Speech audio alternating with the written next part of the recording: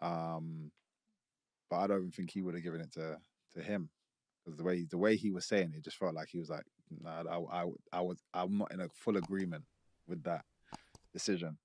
Um, so which was, again, it's nice to have that kind of support. And then if you see the response online, at the time I was a bit hard on myself, but you see the response online, I'm like, okay, fair enough. And then when I finally did watch it back, I was like, oh, I see what everyone's talking about. So yeah, as much as it's a loss on the record, I don't feel like it's done anything bad for my uh, status or my ability to kind of keep climbing the ladder and get to the top. Where does this leave you now? So where I'm at now is I'm actually looking to just head down, knuckle down on doing more grappling, because what I actually think, and actually one of part of my processing was, yes, when I'm doing jiu-jitsu in the class with somebody, I feel great. Doing wrestling in the class with somebody, I feel great. Obviously a few mistakes here and there, but in general I feel good. Everybody has this somebody in their gym or some bodies in their gym where in the gym they are unbelievable. And then when they get to the stage, Yeah. they just, for some reason, cannot get that thing that we see every day in the gym. They cannot get it out. Usually the pressures of the whatever. We had Spencer Fear on. I don't know if you know him. Yeah, yeah. Yeah. Spencer Fear was here the other day, and My boy. he won like Fight of the Year, Yeah. and back in 2003, won Fight of the Year, and we saw some of his fights, and he said everybody saw me in the gym, Mm-hmm. and I was amazing when it didn't transpire when I was in the ring. Like I wasn't that guy. Everyone has that somebody in the gym. And it's unfortunate because I saw, again, as a teammate, you're like, man, I wish the world can see what I get to see every single day.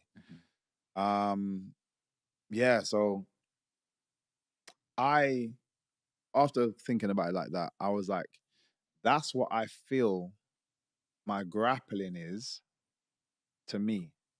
In the gym, grappling is on point, but it switches off, and I'm not as responsive as I would be for like striking. I'm not as responsive or confident in it on stage. And yet, but if everybody was to see me grappling in the gym, you'd be like, oh damn, this guy can grapple. So I'm like, let me knuckle down and I want to get that for right now, focus just on that to the point where I just feel like anywhere I am, I just feel good. Um Grappling, and then it just means, again, I'm gonna be able to, I get to force every single person that fights me to one area, which is to strike with me, and no one can strike with me. So yeah, that's the plan for right now.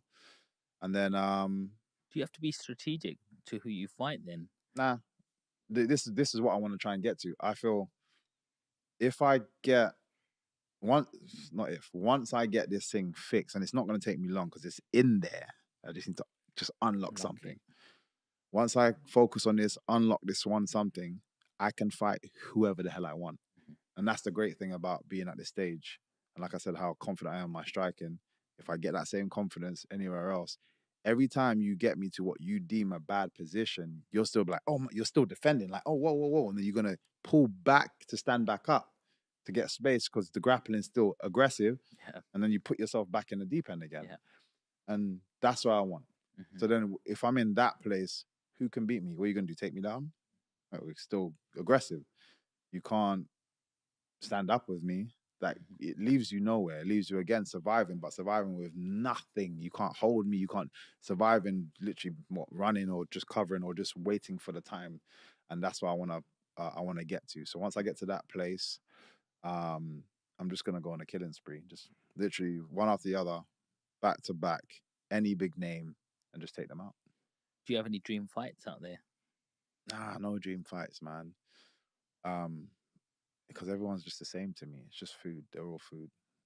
I don't see it as this one person, this one person. Yeah, like there's so many, which is great at the moment. There's so many talented big names out there at the Yeah. moment.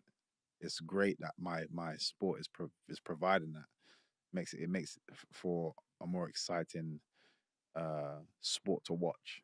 There's so many like integral names now, whereas before you might have the odd one or two. And now people are like, damn, there's in this division there's like 6 guys, in that division there's like 5 guys. This, you know what I mean? They're all over the place. Mhm. So it's great. So yeah, for me, it's just a case of just the aim is to get this belt in my division, then move up, see what I can do up there, and just have fun from there. We want to see that too, man. We Yeah, really man. do. I remember my editor Jazz said to me, Michael's fighting, bro. Michael's fighting. I was like, because I'm up at the night and it was just a bit too late for me. But Mm. I'm like, 7 o'clock in the morning, that's the first thing I'm going to check on YouTube Yeah, to watch it. And I was actually not disappointed. I wasn't disappointed in you. I was just disappointed with the decision yeah. because I went, it didn't. I don't know a lot about UFC, Mm. but it didn't look like Michael lost. So when I spoke to Jazz, he was just like, he didn't lose, bro. Mm. Like that was max a draw. He Yeah, did not lose. That was so yeah. unfair. And then he's got a community, and it was just a bit like, you know what I mean? Like a bit upset. So before we wrap this one, I just want to ask for a few fight predictions, Mm-hmm. and that's across all fighting, not just UFC. Mm-hmm. So you got Anthony Joshua versus Triple D. Triple D is the young lion, and he's trying to prove something. He's been given the full IBF belt. They're going to be fighting. Anthony Joshua's got something to prove that he's going to make it 3-time world champion. Who you got winning? You're talking about what's the young buck's name? I literally just forgot his name now. Daniel Dubois. Okay. Dynamite Dubois. So I've sparred Dubois before. Wow. Mm. You're joking. I've sparred Dubois before. It was a while ago. But one thing I said, and it's weird, when he fought Anthony Joshua, I was talking to, no, sorry, when he fought Joe Joyce, I was talking to a friend of mine. He's very into boxing, and he was like, "Nah, man, trust me, Dubois, man, da da da da." And I said, "He's a quitter." And he's like, "No, what makes you say that?" I was like, "Because I've made him quit before." And I don't mean it in like he just got frustrated. And I just says that that's a very telling sign of your mind. He's very powerful, and it's not just him. There's a lot of guys that depend on power. If it doesn't go well, or they get hit too hard back, they struggle with it. It's almost like a bully tactic to it. Like I'm so used to bullying. When I get bullied, I don't know how to come out of it.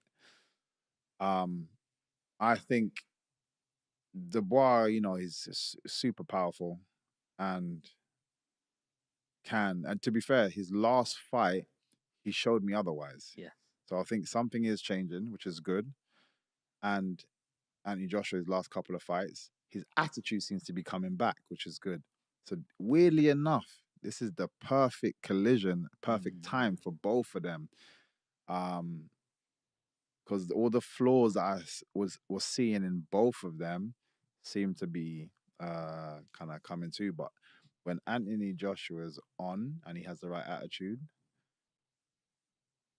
I'd say Anthony Joshua. Yeah. Dubois, I'd say probably the more skillful of the two. But I think Anthony Joshua is the smarter of the 2. We had Johnny Fisher here 3 weeks ago. He's top 10 in the UK boxer. Mm. And he knocked his last opponent out in 36 seconds. He said he's sparred with Daniel Dubois, and he said that's the hardest puncher I ever 100%. He's which is why I was had to be on my A game, because if that guy touches me, it's a problem. Obviously, there's the weight disparity anyway. Big time. But if that guy touches me, it's a problem. Yes. But which is why, again, he got frustrated because he wasn't able to land anything clean, which he's just used to, just like I said, just having his way. Yeah. And then again, when he got with Joe Joyce, and everything that you're landing is not working, and then he's still coming forward, that I think, I'm sorry, I don't believe there was anything wrong with his eye. I think he was just like defeated, like. And then obviously with Usyk, there's argument about where low blow, blah blah blah blah blah. Didn't look like a low blow to me. It wasn't. I don't think it was a low blow. But at the same time, Usyk is a very smart person, smart fighter, and even still, regardless of whether it was or wasn't, he was still winning that fight, and is gonna and beat you anyway. Pretty much on the same kind of thing. Again, I think sometimes he gets overwhelmed. If Anthony plays a very slow paced fight, he likes to be a bit more slow paced. If he plays a slow paced fight, it might maybe work against him if he has that like the aggressive attitude and keeps the pressure on him.